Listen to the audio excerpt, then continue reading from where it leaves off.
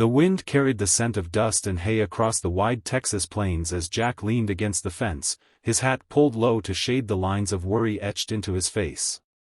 The ranch stretched endlessly, a place of beauty and burden, built with his hands and held together by sheer will.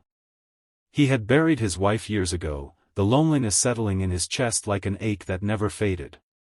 Every sunrise meant another day of hard work, and every sunset meant returning to a house too quiet, except for the laughter of his daughter, Emily. She was only 8, all freckles and wild curls, her joy as untamed as the land itself. She chased chickens, sang to the horses, and asked questions about the stars that he never quite knew how to answer. She was his light, but even a child's laughter couldn't fill the silence of the long nights. Jack often watched her sleep, small and fragile in the big wooden bed, and wondered if she noticed the emptiness he tried to hide. He wanted her to grow up surrounded by more than just his rough edges and the sound of cattle lowing in the distance. He wanted her to know gentleness, stories told by a softer voice, hands that braided hair instead of calloused ones fumbling with ribbons.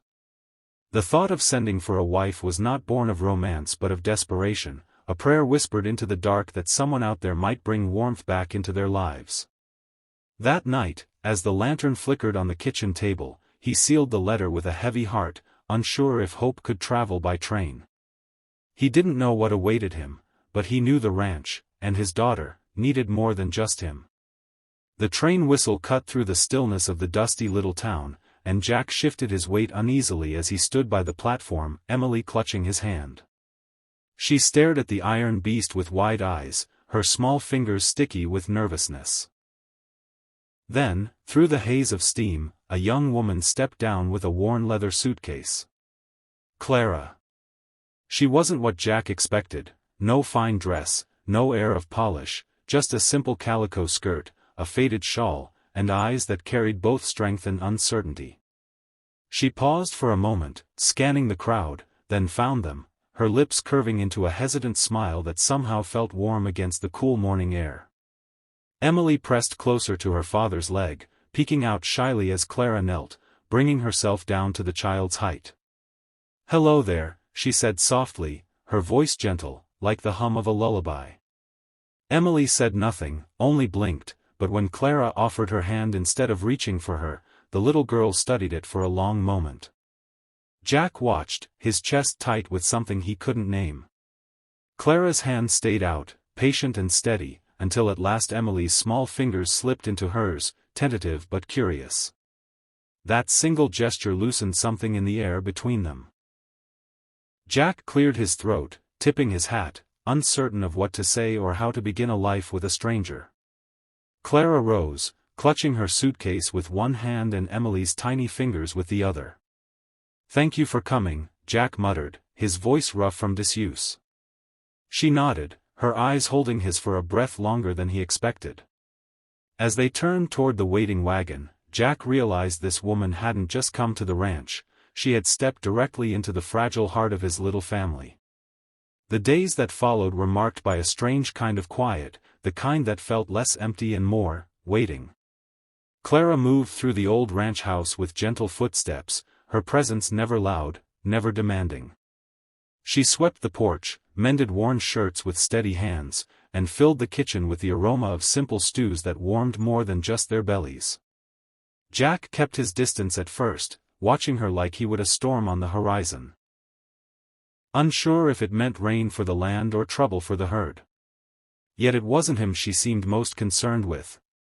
It was Emily. The little girl, who usually guarded her trust as fiercely as a calf clings to its mother, began to soften under Clara's quiet patience. In the mornings, Emily trailed after her, chattering about the horses and the names she gave the barn cats. By afternoon, Clara sat on the porch steps, teaching Emily how to braid ribbons into her wild curls, their laughter floating into the dusty air. Jack would stand nearby, pretending to oil a saddle, his hands working but his ears straining for the sound of that laughter, so rare, so unburdened. He had thought Clara would be there to help him, but it was his daughter who bloomed in her presence. At night, when the lantern burned low, Jack found himself lingering in doorways, watching Clara hum softly while tucking Emily into bed. He wasn't ready to trust, not yet. Life had been too hard, and hope too fragile. But as he leaned against the worn wooden frame, listening to his daughter's giggles and Clara's soft voice carrying through the halls, he felt a question stirring deep inside him, one he had been too afraid to ask: was this stranger truly becoming part of their home? The storm rolled in fast, the kind that made the windows rattle and the rafters groan. Lightning split the sky, and thunder chased it, shaking the old ranch house to its bones. Jack was up checking the doors when he heard the sudden patter of bare feet across the floor. Emily's voice, small and trembling, called out for comfort, but not for him. Instead, she rushed straight into Clara's arms. Jack froze in the hallway, watching as Clara knelt, gathering the frightened child against her chest. "Shoo, it's all right, sweetheart," she whispered, her voice steady as the storm raged outside. She rocked Emily gently, smoothing her curls, humming a tune so low and tender it seemed to quiet the very air around them. The lantern on the table flickered, casting their shadows together on the wall, one tall, one small, yet bound in a way no paper or promise could forge. Jack's throat tightened as he leaned against the doorframe, unseen, his heart warring between gratitude and a raw ache he hadn't let himself feel in years. He had always been the protector, the provider, the one who worked until his bones ached to keep the ranch alive. But here was Clara, offering something he never could: gentleness, safety, the kind of love a child ran to in the dark. Emily's sobs softened into sniffles, her little fists relaxing as Clara stroked her hair until her breathing evened out. Jack realized then that Clara wasn't simply filling a place in the house, she was filling a space in their hearts he hadn't even admitted was empty. For the first time in a long while, he saw not just what he had lost, but what he might have found. And the thought terrified him as much as it set him free. Morning broke clean and golden after the storm, the wet earth smelling of renewal. Jack stepped out onto the porch, his coffee warm in his hand, but his thoughts still tangled in the memory of the night before, of Clara cradling Emily as though she had always belonged there.